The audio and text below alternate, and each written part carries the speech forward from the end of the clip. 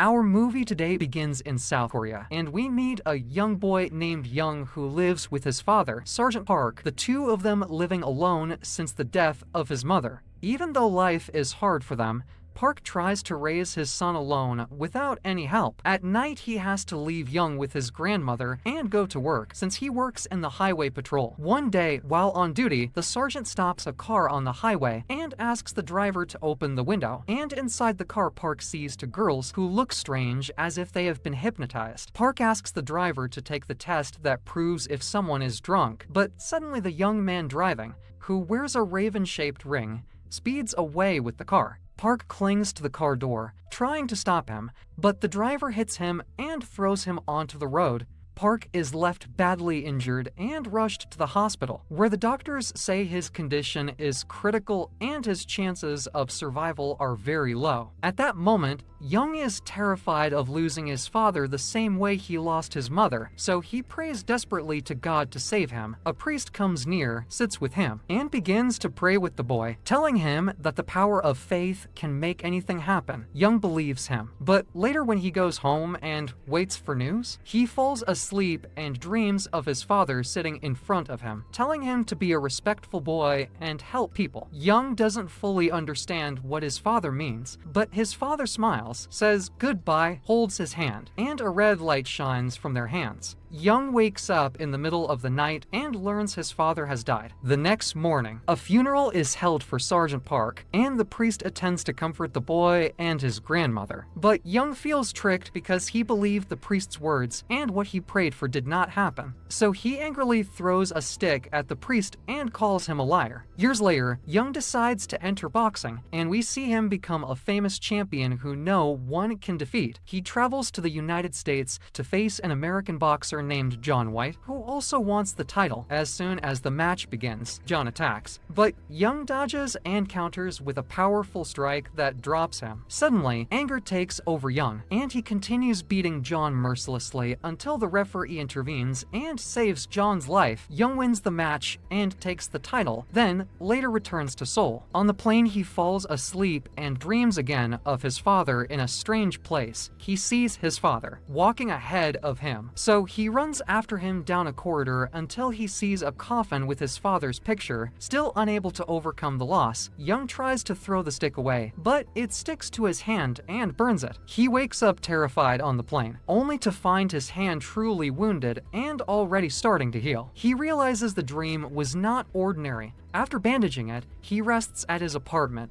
but while sleeping, a shadowy entity appears and disturbs him. He cannot move or open his eyes. But when the entity sees the wound on his hand, it flees immediately. When Young goes to the hospital, the doctors say nothing is wrong, but his driver tells him a similar thing once happened to his niece, Hongjen, when she was 15. She could not sleep and blood flowed from her eyes until one day she went completely blind. Her mother took her to a priest, who realized that a supernatural force controlled her and taught her how to manage it, though she never regained her normal sight. She could now see the supernatural world and even tried to help people with this power. Normally, Young would not believe such stories, but he asks to meet the girl, who now lives in isolation far from the city. When he meets her, he shows her the wound on his hand, and with her vision, she sees glowing energy coming from it. She tells him he will find more. Answers in a church on the other side of Seoul. Young goes to the church she told him about, but when he arrives at the entrance, he finds the path blocked by a swarm of ravens standing in his way, and he senses something strange. He tries to enter from the back door, and there he finds two priests, Yan and Choi, conducting an exorcism ritual to save a possessed young man. In the middle of the ritual, the possessed boy jumps up from the chair and attacks, but Choi pushes him away. The boy then spits a sticky black liquid from his mouth that makes Choi run in terror. Finally, the possessed boy is about to kill Yan, but Young intervenes, throwing the mad men across the room. When Young tries to hold him down, he uses the wounded hand and and a white light bursts from it, burning the boy's face. Yin seizes the chance and pours holy water on him, making the fire flare up and destroy the evil spirit. They successfully free the boy from the possession, and Young realizes the flame came from the wound on his hand, and examines it closely and tells him this is called stigma, a mark that appears only on special people, and that it grants powers such as healing or exorcism. Young refuses to believe this, changes the subject, and insists on going with Yan to his house to get more answers. When they arrive, Yan recites a prayer to cleanse the apartment from evil spirits, then notices a picture of Young with his father. Here we discover that Yan is the same priest who met Young years ago at the church and also attended his father's funeral, but Yin decides to keep it a secret, fearing Young might resent him. Yan still truly wants to help him, so before leaving, he places a chain beside Young's bed for protection. Later that night, Yin calls someone and says he found evidence that the dark spirit is in Seoul. We then learn that the man he calls, Shin, is actually a servant of evil spirits, responsible for choosing victims and placing them in possession to serve darkness. What Yin does not know is that Shin owns a nightclub called Babylon, and that he is the same man who killed Park, Young's father. That night, Shin goes to his nightclub, enters a secret passage, and descends to a chamber dedicated to an evil entity called the Sacred Serpent. We understand that in exchange for eternal youth, Shin sacrifices human souls to the serpent. Meanwhile, Yan is searching for a new priest to assist him, but no one dares to enter the dangerous path of exorcism. Despite his experience, Yin knows he cannot face the Lord of Darkness alone, unaware that Shin is that very Lord. Later, on his way home, Yin finds Young waiting outside, who had tracked him down by asking at the church. Young begs for his help, explaining that even after Yin's protection prayer, he still cannot sleep, and the mark on his hand keeps worsening. Yin gives him a talisman for protection and explains that his only true weapon against evil is his faith in God. Young answers that since his father died, he has lost the ability to pray with conviction. Yin admits he too once struggled with faith when his own teacher died after teaching him everything about exorcism. With time, he realized that God's wisdom is not always revealed instantly, but becomes clear later, and that faith allows one to find answers eventually. Yin shares that since then he has tried to help others, even if he doesn't know how long he can keep fighting. Young is deeply moved by his words, and later, while driving Yan to another case, he remembers how dangerous the exorcism session was in the church when Yin nearly died. He tells him it is too risky to face such things alone and offers to help him. Yan refuses at first, but eventually, when they arrive at the home of a woman whose daughter Sojin is possessed, Young insists on joining. They enter the apartment where the mother, with scars on her face, points upstairs to her daughter. Before entering the room, Yin draws symbols on the door to prevent the spirit from escaping. Inside, they find Sojin sitting on the bed. She acts surprised and questions why they are there, but Yin knows the spirit inside her is pretending. She grabs his hand and claims her mother has depression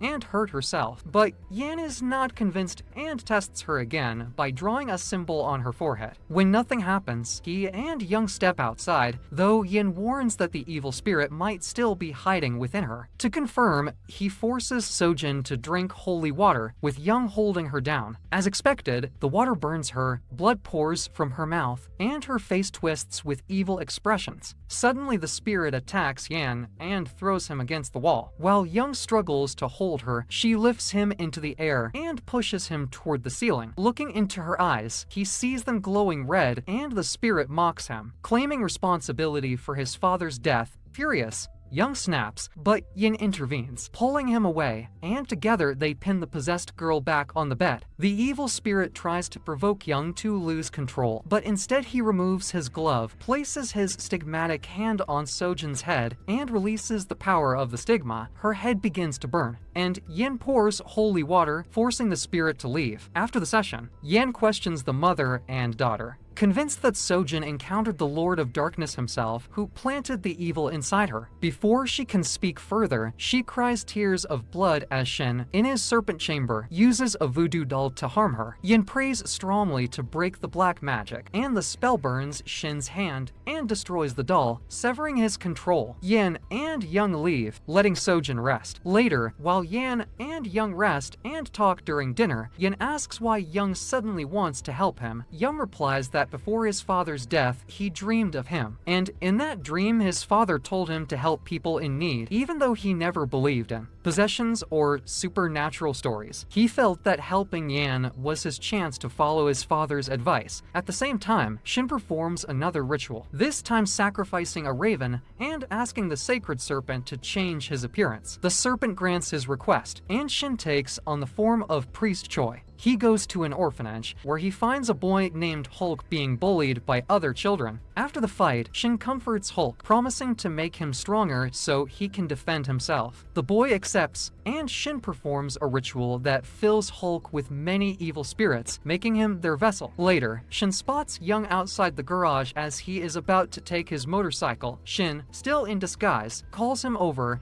and pretends to be Yan's assistant. He warns Young not to trust Yan, claiming that Yan himself is the evil entity. Young doesn't believe him, but his words leave a seed of doubt. The next morning, Yan receives a call from the orphanage about a possessed child and immediately calls Young for help. But Young ignores the call, still uncertain after Shin's warning. Soon after, Young's manager calls to tell him about a new boxing match in the United States that will bring him millions. Meanwhile, Yin arrives at the orphanage, where four nuns surround Hulk, who now looks deeply possessed by a terrifying entity. Yin quickly restrains him and begins the exorcism prayer. At first it seems the spirit leaves, but suddenly the doors slam shut and Hulk levitates, laughing with a monstrous voice. They realize his body contains an entire tribe of evil spirits. He screams with such force that one of the nuns collapses, bleeding from her ears. All this time, Young is unaware of what is happening, busy with his manager discussing the match.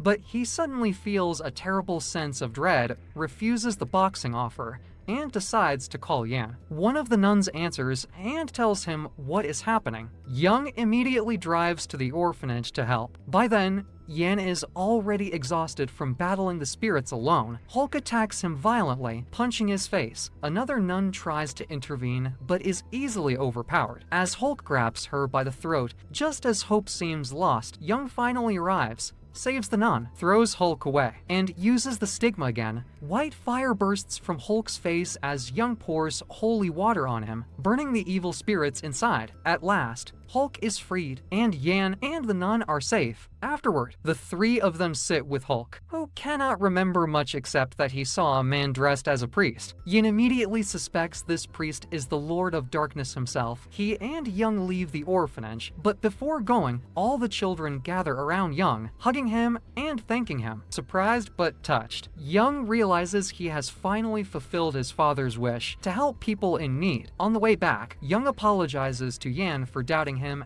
and for being late, but Yan is happy to see that Young is becoming more responsible. Young admits he still struggles with doubt and cannot yet have full faith, but Yin tells him that God himself sent him at the right time to save them, which shows he has a purpose. Meanwhile, Shin is not finished. He returns to the serpent's chamber to perform a new ritual. This time he takes one of the orphanage's guard dogs and sacrifices it, offering Hulk's soul to the sacred serpent in exchange for one of its fangs, which contains deadly venom. That night, Hulk, asleep in his room, suddenly hears a voice calling him. When he goes out, the dog, now possessed, attacks him, and Shin delivers Hulk's soul to the serpent. In return, he receives the venomous fang. Soon after, Yin gets a call from the orphanage reporting Hulk's death. Yin and Young rush to the morgue, where they find Hulk's body with bite marks on his neck. Yan is devastated, kneeling in prayer for the boy. Young then sees a mysterious figure lurking in the corner, suspects it is the Lord of Darkness, and chases him, leaving Yin alone with the body. Suddenly, the bag containing Hulk's corpse begins to move. Yin opens it and sees Hulk alive, begging for help. Yan, overwhelmed with guilt, embraces him, not realizing it is an illusion created by Shin. At that moment, Shin strikes with the venomous fang, stabbing Yan and poisoning him. Young hears Yan's scream, rushes back, and finds Shin holding him. Shin reveals himself as the Lord of Darkness and offers Young a deal. Yin will live if Young surrenders his stigma power. Young immediately agrees, but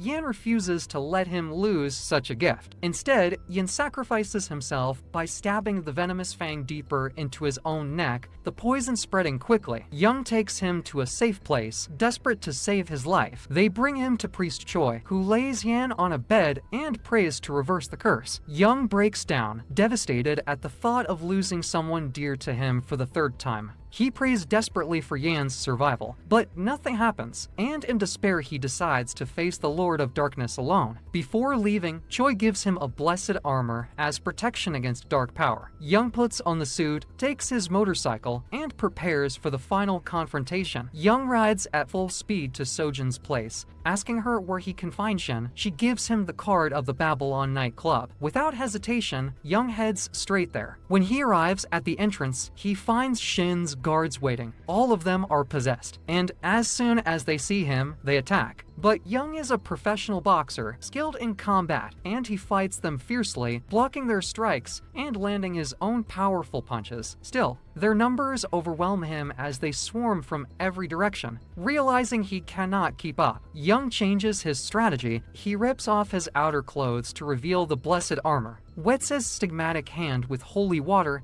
and charges into a second round. This time, when he punches, the spirits burn and flee their hosts. One by one, he frees the guards until only one remains. In a brutal final clash, Young defeats him and burns away the last evil spirit. Now only Shin is left. Inside his secret chamber, Shin prays to the sacred serpent. Begging for power, the serpent demands a greater sacrifice, instructing him to stab the venomous fang into his own heart. Shin obeys, collapsing before the statue. But seconds later he rises again, transformed into a monstrous hybrid, half demonic serpent, half man, with his new form. He challenges Young to the final battle. Young attacks with the stigma, but to his horror, the power has no effect on Shin. The demon strikes back, kicking Young hard against the wall. As Young struggles to rise, Shin appears behind him, biting into his shoulder and knocking him unconscious. Young awakens in a strange, otherworldly place. From a glowing gate, the spirit of his dead father, Sergeant Park, steps out. Overcome with emotion, Young runs to him, embraces him, and wishes he could stay forever. But his father tells him it is not yet his time, that he still has a mission to complete. Holding his son's hand, Park fills him with renewed strength and sends him back to the fight. Young opens his eyes in the real world, his stigma blazing with brighter energy than ever before. His hand radiates a fierce light, and he challenges Shin again. The two clash violently, exchanging brutal strikes. Shin slashes with his demonic claws, but Young blocks with his burning hand, the flames of the stigma weakening the creature, gathering all his energy into one final blow. Young smashes Shin to the ground with a single devastating strike. The battle ends, and the stigma's fire melts the venomous fang. Young immediately rushes to save Yan's life with its power. But before he can leave, the sacred serpent reveals itself as countless human arms stretching out of the walls. Instead of attacking Young, the entity drags Shin's body into the darkness as punishment for his failure. The final battle won. Young returns to Choi's house, where he finds Yan miraculously healed. Days later,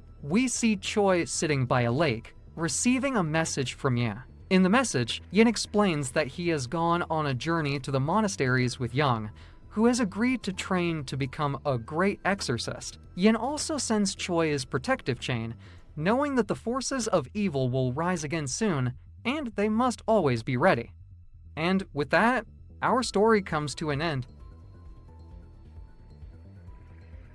The series begins with our girl, a poor girl named Chan, and she works in food delivery. She goes to the place where she will deliver, and when she enters, she discovers that it is a women's bathroom. While she is still handing over the food, she finds everyone screaming and throwing at her anything in front of them, and they kick her out quickly. She gets angry and tells them that she is a girl like them, but no one believes her because it doesn't show on her.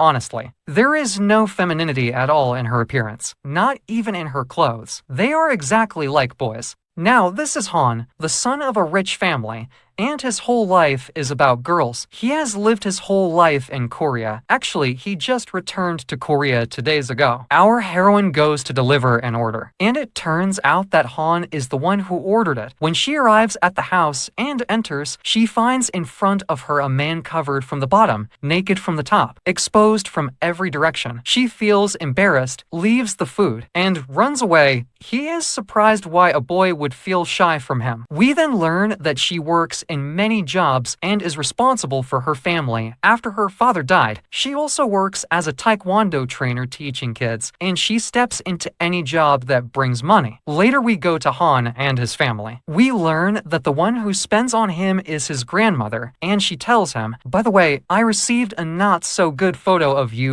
when you were in America, and rumors spread that you were not into girls. That's why I decided to marry you off to the best of the best women, and I will even arrange you a date." After that, we go back to our heroine when she is going to deliver an order. She sees a guy running ahead of her on a motorcycle. She decides to run after him, and suddenly she finds that he stole a girl's bag. She hits him, then discovers he is her sister's boyfriend, so she decides to let him escape and returns the bag to the girl. When she goes to return it, it turns out that the girl is Han's friend named Yuji. Yuji decides to give Chen her number so Chen can call her, and Yuji will pay her the cost of repairing the motorcycle. But here comes our pig hero Han, and he prevents Yuji, saying for sure they planned this together. He throws his own card to Chen and tells her to call him instead, and he will handle it. When our heroine returns to work, the manager finds out that she broke the motorcycle, and he fires her, refusing to give her her money. Our girl doesn't know what to do after being fired. She keeps talking to herself until she remembers Han's card. She decides to call him. When she does, he gives her an address to meet him. When she arrives, she meets him, and when she asks him for some money as compensation, they fight and both fall on the ground. Then the girl who was with Han comes and sees them and says, "Wow, so you are secretly meeting a man, cheating on me with a man," and she leaves him. Chen tells Han she won't leave him until he apologizes. She sticks to him, and then our hero gets an idea to stop all the girls that his grandmother sends to him. He will make Chen pretend to be his girlfriend when the girls see them together. They will believe he is already taken and leave him alone. He offers this idea and tells her he will pay her money in return. When she hears there's a lot of money involved, she says, "Look, from your right hand to your left hand, I'm all yours, son of good people. What do you want?" He asks for her ID card to register the contract. Shan is afraid he will find out she is a girl, so she tells him she forgot it. Shan accepts to be friends with the dog owner, the one she delivers milk to every day. They start talking together, and she introduces herself, while he also tells her his name is Sang. Sang feels very comfortable talking to her. He tells her about his friend who once liked a girl, but she left him, and after some time, she came back wanting to return to his life. While he is talking about himself, our heroine remembers the card that Han gave her to call him when she decides. She tells Sang, "Look, give her another chance, but I want something. For now, goodbye my dear." Then we go to our hero Han, who goes to the place where he agreed to meet the heroine. He thinks she ran away and gets angry. While he is about to call her, he finds her right in front of him, looking so annoyed. He takes her to a place to buy her a classy suit. After they finish, they go out to the street, and all the women are amazed by their handsomeness to the point that they start chasing them. They finally arrive at the restaurant where Han will meet the girls. All this time, our heroine is disguised as a boy. Han asks her to do her job and act like his girlfriend. When the girls see them together, they beat him up and leave him. His plan succeeds, and he continues with it until all the other girls run away too. By the way, Han also invites her to lunch. There, she eats literally everything, devouring both green and dry. Our hero realizes that she has a strong sense of smell and is impressed by her. They keep eating and drinking until Han faints. She feels sorry for him, takes him to sleep, then goes out for an errand. When she returns, she finds the children there tied him up and made a party out of him. She frees him, gives him some food, and takes him to her home so he can change clothes. There, he sees the schedule of all her daily jobs, and he feels sorry for her. He decides to help her and leaves her a very expensive watch so she can sell it and pay her debts. She calls him to thank him. Suddenly, Shan receives a call and learns that her taekwondo studio was sold, and now she officially became unemployed. Then Han goes with his grandmother and mother, and his grandmother learns that he is going to work in a cafe. The cafe is, like you see, not very fancy. He calls his grandmother to tell her he won't work there. She threatens that she will take his car and house and make him live on the street. He thinks she's joking until he sees the tow truck actually coming to take the car. When he goes home, he finds people coming to buy it and learns that his grandmother was the one who sent them. He calls her, asking for another chance. Now we go to our heroine, who goes to a toy factory and asks them for an order to work with. On her way, it starts raining and the load is very heavy, so she accidentally bumps into a man and his wife. Han happens to pass by at the same time and sees them fighting with her.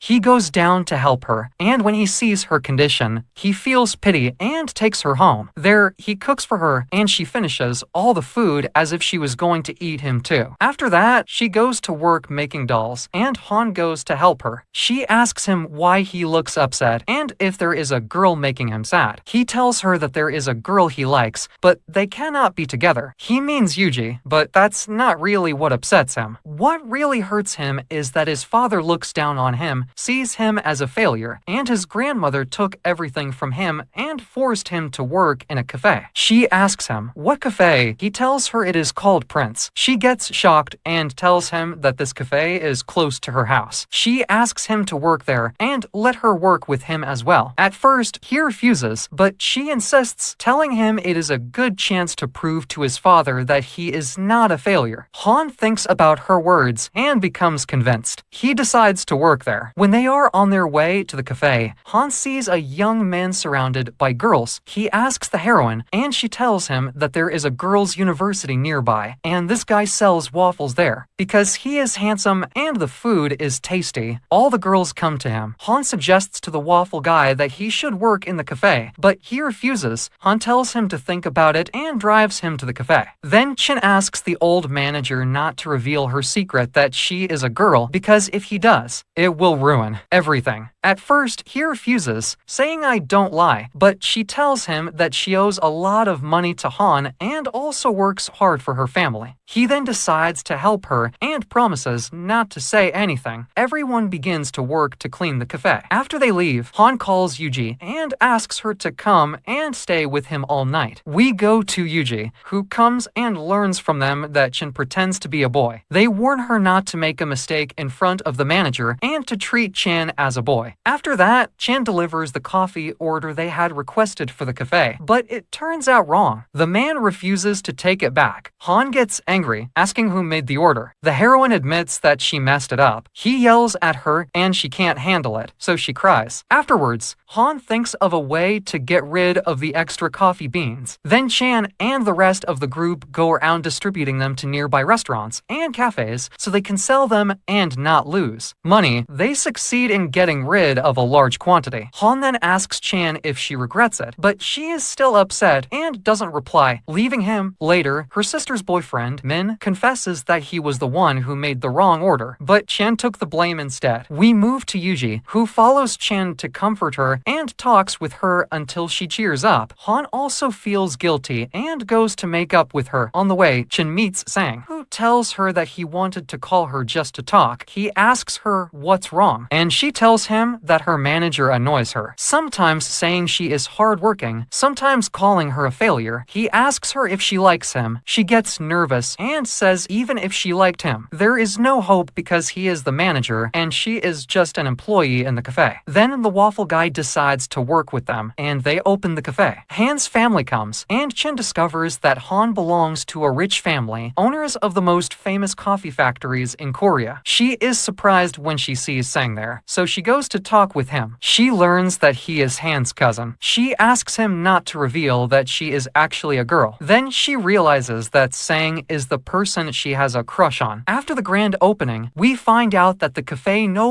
longer receives any customers. Han notices that Chan is late in delivering milk. Unlike usual, he sends the dog to check on her and admits to her that he also just wanted to see her because he cares about her. She is very happy with his words, and she also also feels the same way. When he invites her and the group to eat and they spend the day together, she complains about Han, saying he is mean to her, but they tell her that he is actually kind, and she will know this with time. They ask her if it's hard to pretend to be a boy. She says it doesn't matter, since she already looks like a boy anyway, and she is used to receiving chocolate from girls on Valentine's Day. They say they are surprised how people don't realize she is a girl, and not only that, a very beautiful girl too. She blushes at their words, but feels happy that finally someone saw femininity in her. Sang asks her if she wants to go with him to a party. She gets nervous about her appearance, afraid to embarrass him, but he reassures her and asks her to go with him. She agrees and feels so happy, as if she is flying. Then Min goes to give food to his sister Chin and waits for her outside the women's bathroom. He gets shocked when he sees her coming out wearing girls' clothes. He can't believe that she is actually a girl. He tells her that he even saw her before in the men's bathroom, saying, "So are you with them or with us? Or what are you?" She explains that she was just pretending and had no choice, and she begs him not to tell anyone if he wants things to stay the same. Then we go to Min at the place where he works after being fired. He finds that Yoon-shin is there helping him sell. He decides to help her too. She almost has an accident, but he saves her, risking his life. She thanks him for risking himself for her and tells him that deep down she knows he is a good person. On the second day, they went on a trip to an apple farm. Since Min knew her true identity, he tried in every way to take care of her and prevent direct contact with the other guys. They arrived, and Hong was sitting until the owner of the farm came and called him, and asks Han to stand in her place at the stall while she goes somewhere. Han decides to show his seller spirit and sells all the apples. When she comes back, she finds out he sold them for only a quarter of the price, even though those apples were meant for a merchant who would pick them up the next day. Han regrets the only thing he thought he did right in his life, but then the boys help him collect apples from the whole farm, and they succeed, solving the problem. After that, Chen asks Han's friend about the girl Han likes. He tells her that Han has secretly liked a girl for 9 years, but never told her who. Our heroine can't sleep, thinking about Han. She goes outside and finds Han awake too. They sit and talk together. She tries to ask him about the girl he loves and asks him what he likes about her. He says, "I can give you a million reasons." Shen feels sad, but doesn't show it. The next day, they return home. On the way, Chen sits next to Han, but Min won't leave them alone. Of course, dear viewer. Then Chen gets a call from Sang,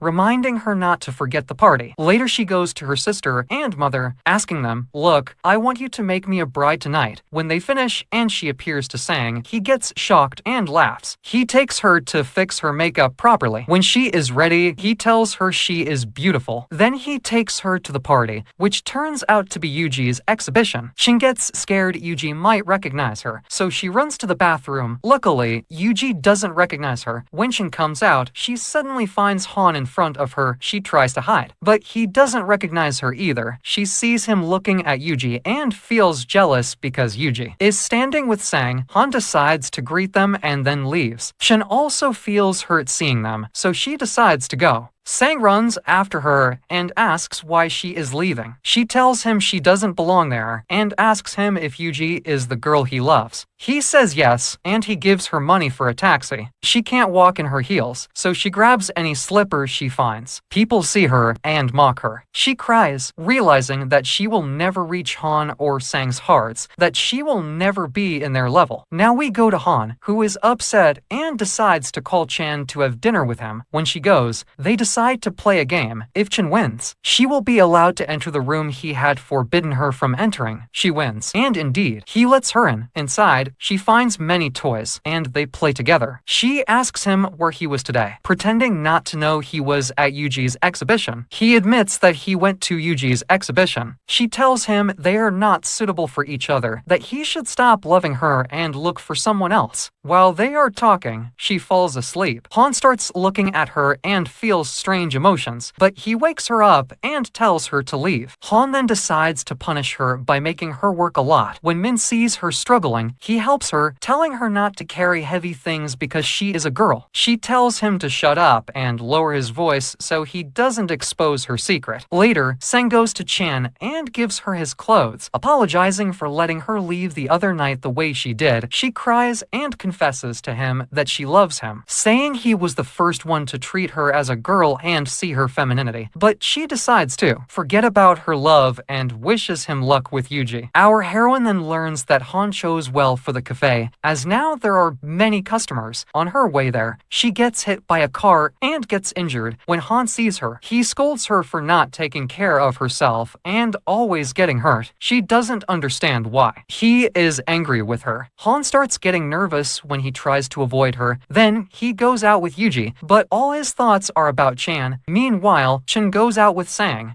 and they keep playing around. Sang asks her if she loves someone else, and if he should be jealous. Chen calls Han, telling him she is outside his house and asking if they can have breakfast together. He avoids her, saying he is running now and busy. She insists on coming, and he realizes he is trapped. He calls Yuji. Do you remember when Choi met Hanyu in person? He hugged her in the elevator to understand his feelings toward her. On the same day, when he met Go Yun Chan, he also hugged her to test his love for her. The next day, he took her to buy many books to learn about coffee making. On their way back, Choi called her to let her listen to his new music. Han felt jealous but tried to hide it. When he returned, he was surprised at how he kept denying his jealousy and how much he thought about Go Yun Chan. The following day, Yun Chan went to his house and called him to have breakfast with her. He made an excuse, saying he was running, and tried to avoid her, but Yun Chan insisted on meeting him near his place. While running back, he came across Hanyu and went with her to meet Yun Chan. Yun Chan began to feel jealous after seeing how he treated Hanyu more kindly than her. He even caused a misunderstanding when he spoke in front of Hanyu about the many part-time jobs Yun Chan had worked in. When she returns to the cafe, they fight again, and this time Chen decides to quit the cafe. She spends all her time with Sang, who decides to teach her music. Then Yunshin goes to the laundry and notices that everyone there is sad and upset, wanting her to return to work at the cafe again. At that moment, our heroine receives a call from Han asking her to meet him at the restaurant they went to before. She gets happy and goes. He orders lots of food, they reconcile, and they spend the whole night together. Han apologizes to her for the way he treated her before and tells her that he is proud of her. He asks her to return to the cafe. When the others see her come back, they are happy. After work, Jin thinks of a way to invite Han for a meal to thank him, but when she goes out, ready to tell him, she finds him running in a hurry. She learns that his grandmother is sick in the hospital. She decides to go there to comfort him. She discovers that his grandmother has cancer, and now she understands why the grandmother was pressuring him to get married and why she wanted to teach him to depend on himself. Chan sympathizes with him. Afterwards, our heroine thinks about telling Han the truth, that she is a girl, especially after he tells her that his grandmother will introduce him to a girl he will marry. But she hesitates, afraid she will lose him once he knows her reality. Then Han goes to visit his grandmother again, and Shin also goes with him. At first, the grandmother asks Han to kick her out, but later, after they get used to each other, Sang also comes to the hospital. He sees how much the grandmother has bonded with Chan and loves her deeply. When Han takes his grandmother to do an x-ray and comes back, he doesn't find Sang or Chan. He asks Yuji, who tells him they went out to buy something. When Shin comes back, she sees Han and Yuji close together. She feels jealous, stays upset the whole way, and when Han tries to talk to her, she ignores him. She fights with him, telling him he cannot get close to his friend's lover, and if he loves her and wants to steal her, then he isn't a real friend. Han doesn't understand why she is angry. Then Min goes and tells Sang that Chan is actually a girl. Now, everyone knows her secret except Han and his friend. Now, everyone knows Chan's secret except Han and his close friend. After that, Chin decides to ignore Han completely and not talk to him. Han keeps trying to get her attention. Finally, she admits to him that she likes him, saying, "Honestly, we're both guys, but still, something exists between us, dear viewer, because their relationship can't exist." Han gets shocked, thinking she is joking. Later, Han goes out with his grandmother and takes Yunsei with them. Yunsei shows great interest in the grandmother, and Han feels happy seeing them together. Then he asks Chan if they can become blood brothers. Chan doesn't know what to say. The next day at the cafe, Han suggests to everyone that they should form a music band to promote the cafe, and each person should learn an instrument. Chan calls Sang, asking him to teach her some instrument. She goes to his house, and he starts teaching her. Suddenly, Sang confesses that he likes her and gets closer to her. She panics and runs out of the house. Outside, she finds Yuji in front of her. Yuji senses that something happened between them. At the same time, Han also calls Chan, asking her to come to him. When she goes, he tells her that he just found out the people who raised him were not his real parents, and that he had fought with his father. He keeps drinking until he faints. Chan takes him to his house to let him rest. Later, Han asks her again if they can become blood brothers so they can live together like that. Chan agrees, just to stay close to him. When she goes back to the cafe, she notices that Han now treats her much better than before and cares for her. Han then announces to everyone that Chan is officially his brother. At that moment, Yuji calls and asks them to meet. When they meet, Yuji admits to Chan that she once liked Sang, but now she likes someone else. Yuji also knows about Han, asking Chan if she ever told him that she's a girl. Chan says there's no need now, because Han has already decided she is his brother, and she's afraid if she tells him, she'll lose him. Meanwhile, Sang receives a message from Yuji, and he panics, deciding not to reply. But Yuji tells him she already knows everything, that he met Chan, and that there's no need to hide anything. She says they are even now, because he betrayed her just like she betrayed him. At this point, Han disappears and doesn't answer Chan. She becomes worried until suddenly he calls her, telling her that he is outside her house. He takes her out, and they spend the whole night together happily until Chan falls asleep. Strange feelings come. Back to Han again. In the morning, he takes her home and suddenly tells her she is fired without any reason. She thinks he's joking, but when she goes to the cafe, she finds him ignoring her and realizes he's serious. She asks him what mistake she made, but he only tells her she's fired. She refuses to leave, saying she will never abandon him. He says, "Fine, then you stay, and I'll leave." He tells her he hates her and never wants to see her face again. She asks if he is acting this way because he loves her, but he doesn't answer. She understands that he really does love her, but he is avoiding it. Han stays home, refusing to go to the cafe. He is angry all the time, breaking things in the house. Chin goes to see him, but he doesn't open the door or answer her messages. She cries, worried he might hurt himself, not knowing what to do. Later, Chan is at the supermarket and sees a dog, realizing that Sang is there. She greets him, and he apologizes for what happened the last time. She asks him to forget it and stay friends again. She confesses to him that she likes Han, but Han no longer goes to the cafe because of her, and he doesn't even leave his house. She doesn't know how to help him. After that, Han's friend goes to visit him, asking how long he will stay shut inside without going out. He tells Han that Chin has been upset ever since he left, that she doesn't eat or drink, but he is actually talking about Han himself. Then Han finally admits that he loves Chan and can't stop thinking about him. Han decides to return to the cafe, but he ignores Chan. When she tries to talk to him, he cuts her off, replying with short answers. She feels sad that he is so cold to her. She decides to wait for him after work and asks him to go out, but he rejects her. When she asks about his grandmother, he tells her it's none of her business. Later, they go to deliver an order together. Chan tries to talk to him in the car, but he ignores her. When she rides with him, he gets angry, stops the car, and tells her to get out. She refuses, saying she won't leave until he tells her what's wrong.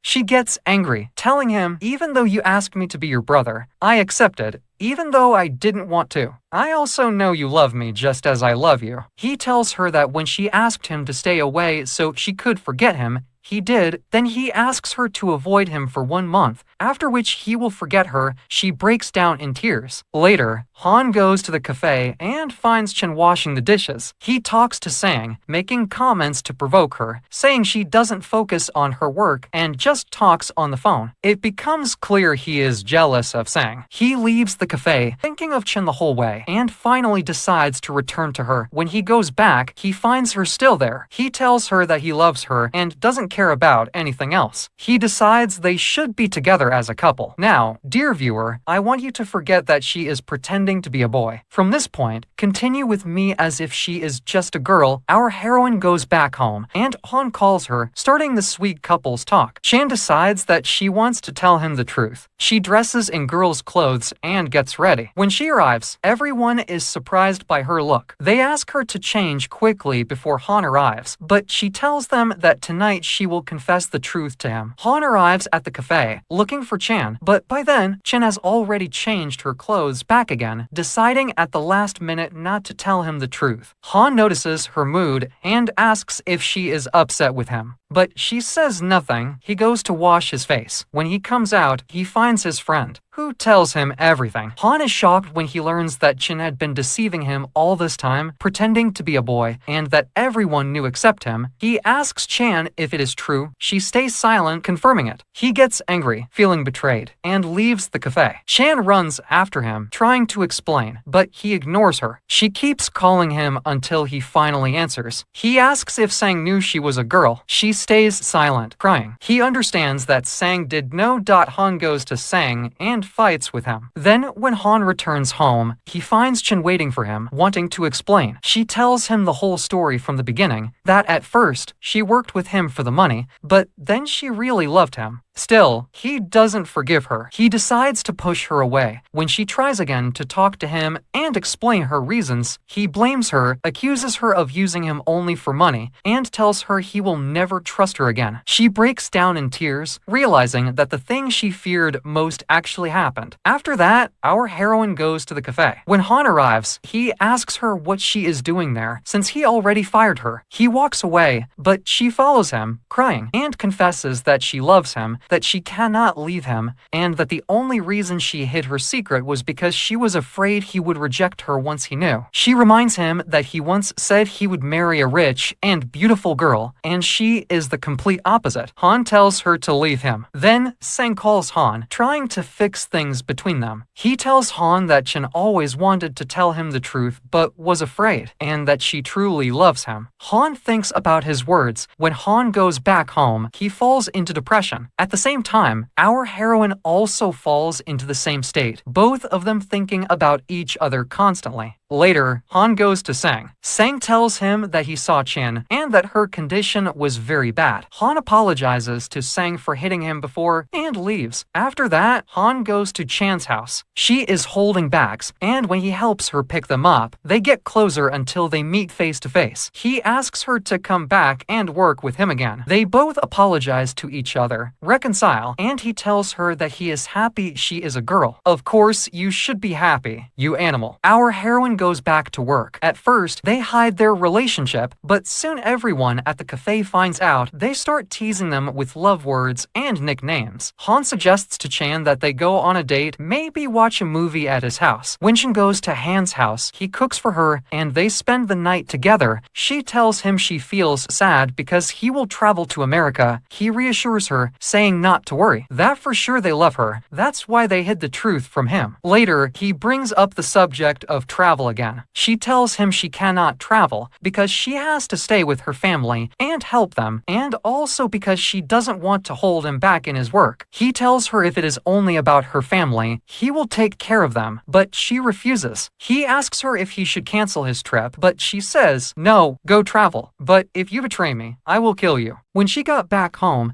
she started talking uncontrollably in front of her sister and said what had happened, that he wanted her with him and didn't want her to be upset, that he wanted her to travel with him. Her sister was shocked and jealous at the same time, but also hurt because he always wanted her. Their mother overheard from a distance, but pretended not to listen at first. Then her sister, out of curiosity, told her, listen to what my sister is saying. The mother started to feel a little upset, but tried to hide it. Then the girl stood up, trying to remember what had happened and wondering what would happen if she left her family.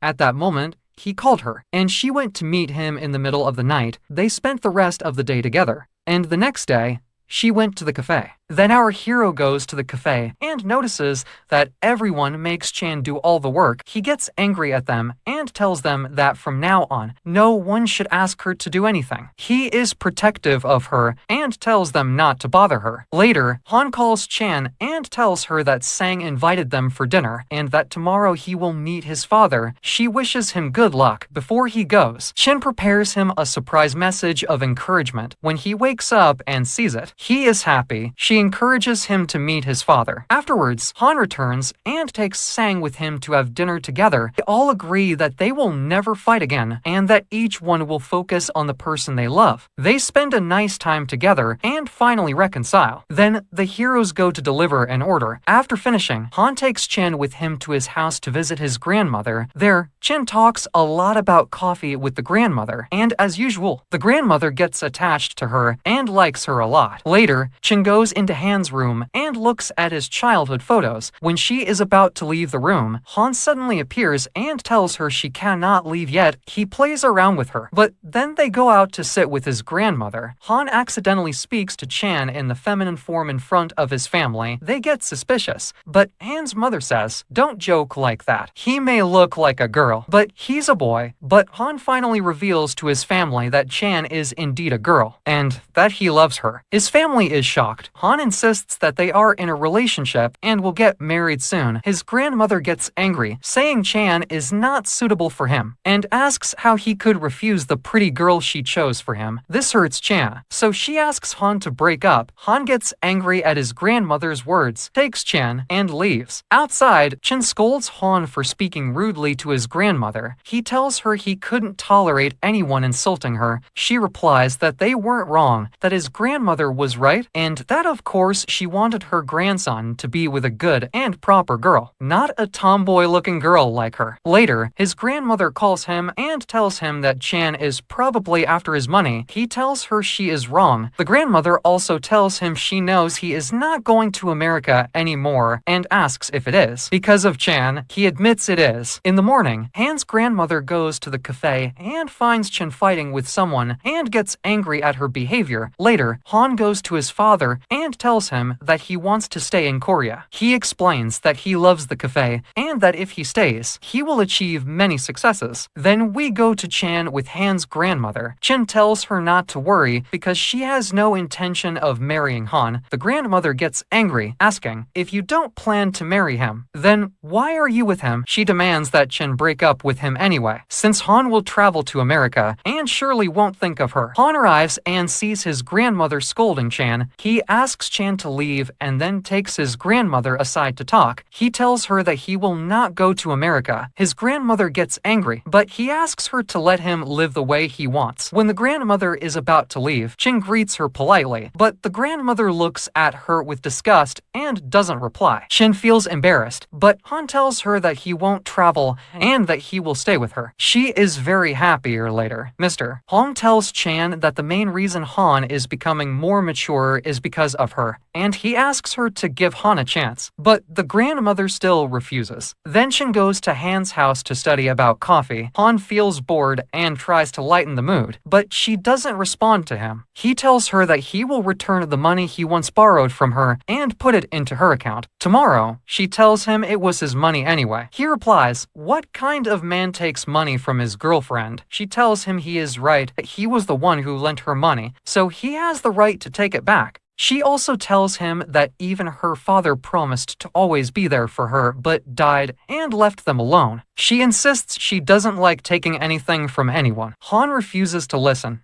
but she shouts at him and leaves. He calls her, threatening her to come back, but she hangs up and turns off her phone to escape his nagging. When she returns home, she finds that he sent her many messages. She replies that she is going to sleep and asks him not to send more, so he doesn't ruin his night. Han complains to Sang about Chan's behavior, saying that she treats him badly and ignores him most of the time. Sang replies, "Let me tell you something. Yuji is pregnant, and they've decided to get married." married? Then Han receives a call from his mother, who asks to meet Chan in a restaurant. When they meet, Han's mother notices that Chan is kind and genuine, not fake. Han's mother then tells Chan that her son wants to marry her, and asks for her opinion. Chan replies that she is not thinking about marriage now, that she wants to achieve something in her life first and be successful like Han, and that she will never stand in his way, but instead help him to succeed. Now we go to Sang, who is still planning to propose to Yuji, but Yuji tells him that they want to get married. Later, Sang goes to tease Han, telling him that he is getting married while Han is not. Then our hero goes to Chan and tells her that this time he will take the money, but it won't happen again. She agrees, but ignores him afterward. He gets angry and calls her, but she still ignores him. Han then tells Chan that Sang and Yuji are getting married, and also that Yuji is pregnant. Chan is very happy and says she will call Yuji to congratulate her. Han starts asking Chan strange questions like, do you want kids? Do you know how to wash dishes? Do you know how to change diapers? Our heroine gets nervous, realizing that he is hinting at something, that maybe he is planning to marry her for real. She tries to escape, but he doesn't let her go. Holding her hands and asking how she wants him to propose to her, she says she wants a pineapple, ring, a million roses, and starts telling him all kinds of dreamy romantic wishes until his head feels dizzy. Finally, he says, Go,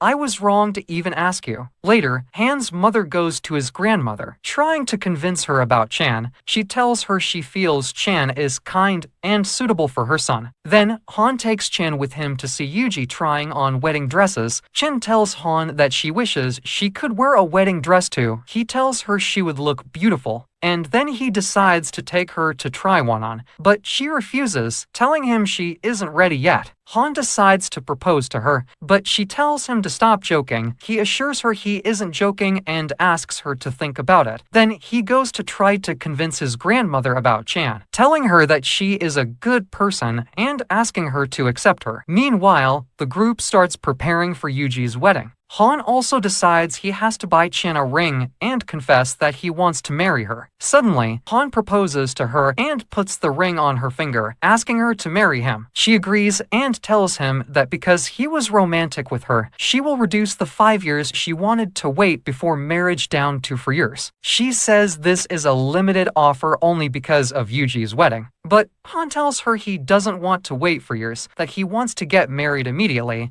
even in the next hour if possible. She tells him she has responsibilities, that she can't get married now. He tells her that he will take care of her family. She gets angry, saying not everything is about money. She reminds him that her father promised to stay with her but died and left them alone. Han tells her that he already told his whole family about the marriage and they agreed. She gets upset that he told everyone without asking her first, but unfortunately, fate has other plans. Suddenly, Han's grandmother collapses and is rushed to the hospital. Then Chan's mother decides to sell the house and give the money to Chan so she can get married. But Chan tells her that she will not get married now. Our hero Han goes to talk to Chan and asks her why she doesn't want marriage, saying there's no reason not to. He promises that he will help her family if they get married, but she refuses, telling him that she promised her father she would take care of her family, and she doesn't want anything from Han. She doesn't want to be a burden on him or his family, and she wants to support her family by herself. They argue, and Han leaves upset. Later, Chan's sister secretly calls Han and asks to meet him without telling Chan. When he meets her, she asks him not to break up with her sister because she really loves him. She asks him to delay marriage for just 1 year until she graduates and can help their mother, and then her sister can finally get married and be happy. Han agrees not to separate from Chan. The next day, Chan receives a call from Han's grandmother asking her to come to the company. When she goes, she is shocked to find Han there too. The grandmother offers to help her travel abroad,